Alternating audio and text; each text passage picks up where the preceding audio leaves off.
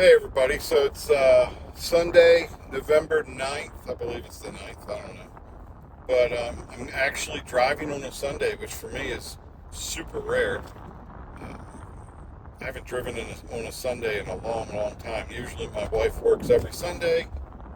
Today she had off, so I told her I was going to come out and drive, make a little extra money, and maybe make a video. But anyway, so lately, I've been getting a lot of flack online and comments. People accusing me of working for Uber and Lyft. People, telling me I don't know what I'm talking about. And I mean, hey, people are welcome to their own opinions. You know, what's that saying? Everybody has one. So anyway, let's talk about some of the things that people have pointed out, saying that you know, there is no money to be made in this industry. First, if there's no money to be made driving Uber and Lyft, then why are you driving it? If you don't agree with me, I can understand that. But if you think that you're not making any money and that you're doing these rides for free for Uber and Lyft, then my gosh, why are you out here driving for Uber and Lyft? If I thought that I was doing rides that, you know, I wasn't making any money on, I just wouldn't take them. And I do get those rides where I'm like, okay, I'm not taking that. That ride is a loser. But one thing that people are not taking into account, or at least I think they're looking at wrong, is the big portion in the 70 cents mile deduction. A big part of that is depreciation, the depreciating value that your car sustains from driving Uber or Lyft. When you click off all those miles, is the depreciation. So when you drive Uber and Lyft, your vehicle is more than just a vehicle. It's your office. If you owned a business, you would pay rent at an office, or you would pay a mortgage at a piece of property that you purchased, or something like that. And purchasing versus renting property is different because when you own it, it goes up in value. But when you're renting, you're never getting that money back. You're making somebody else money. With Uber, when you're depreciating the value of your vehicle because you're driving Uber and Lyft, your goal at the end of however long you keep that vehicle to do Uber and Lyft with isn't to go and sell that vehicle and make money. I mean, when you buy a car, it's one of the most, I don't want to say horrible purchase, but you lose money on it the minute you roll off the lot anyway.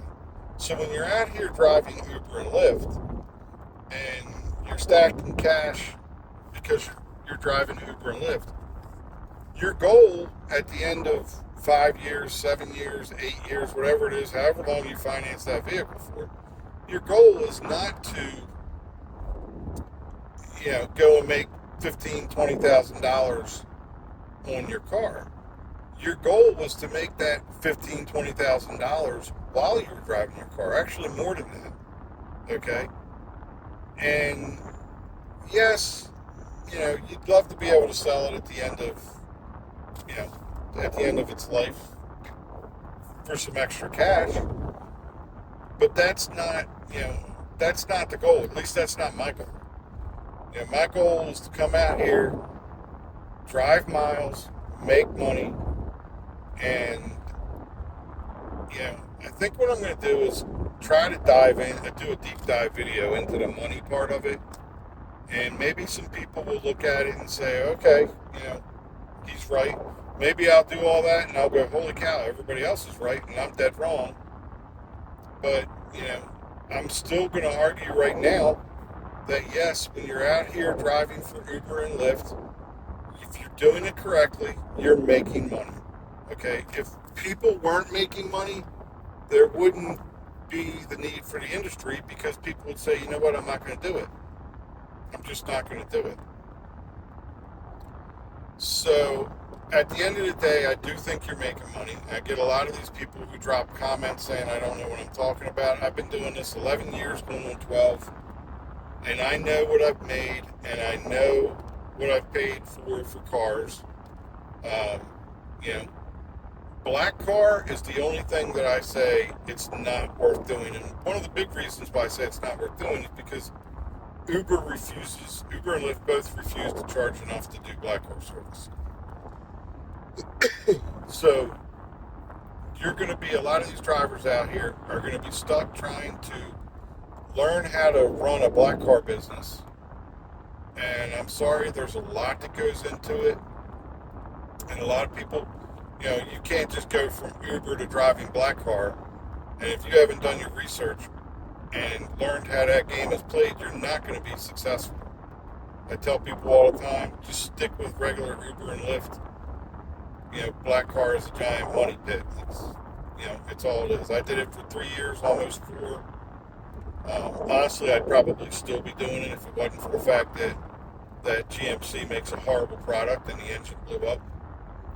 But, I made money at it. I was really good at collecting private clients. And if you're not going to collect private clients, it's going to be hard to make money at it, especially the cost of these Suburbans and Escalades and Denali's. All those cars, they're so expensive nowadays. You're looking at 80 to 100 grand for a car. Unless you can pick something up used. And the problem with used is it's used and it's got a lot of miles, and you're going to probably run into a problem with, you've bought somebody else's problem. So anyway, as I said before, when you do this job, your goal is not to sell your car at the end of your 5-year, 8-year car payments for a huge profit. That's not your goal. Your goal is to make that car make money for you. And I'm sorry, but you can do that. You can save money for maintenance, and you can save money for everything else if you're smart. If you take the time to really look at what you're making. Now, what you can't do is you can't live. You can't go out and buy an $800,000 house when you drive Uber or Lyft. You're just not going to make enough money to afford that. But you're not going to make enough money to afford that on most jobs. So, I mean, I don't see where people come up with that argument. You're not going to do this, you're not going to do that. This job is great for people who are retired, people who are, a joint income family, stuff like that. Yeah, you're going to do perfectly fine. And honestly, I think a lot of people who are, even if you're, the sole breadwinner in your house, I think you're going to do fine if you do it smart. Track every single mile, track every single expense, put money aside, be a little bit frugal. There's nothing wrong with being frugal.